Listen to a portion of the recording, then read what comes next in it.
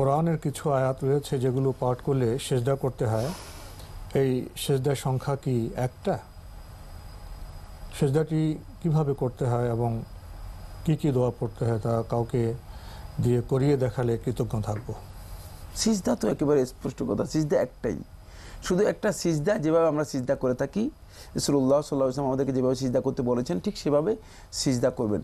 সিজদার মধ্যে আপনি মানে সিজদার যে দোয়া আছে সেগুলো পড়তে পারেন, সুবহান রাব্বিয়াল আলা পড়তে পারেন। আসি, আমরা কি যেখানে নামাজে তো আমরা তাকবীরাতুল তাহরিমা দিয়ে আমরা তো হাত বাঁধি, জি জি, কিন্তু এখানে কি আমরা হাত বাঁধবো না শুধু আল্লাহু আকবার? না, কিছুই না, হাত আর কিছুই বাঁধতে হবে না। আল্লাহু আকবার বলে তিনি সিজদায় চলে যাবেন, সরাসরি সিজদায়, সিজদায় যাওয়ার পরে রুকু নেই, না কিচ্ছু নেই, সিজদায় গিয়ে আমরা সুবহানাল্লাহ, তিনি যে কোনো ধরনের দোয়া করতে পারেন। সিজদায় গিয়ে তিনি যে কোনো ধরনের দোয়া করতে পারেন।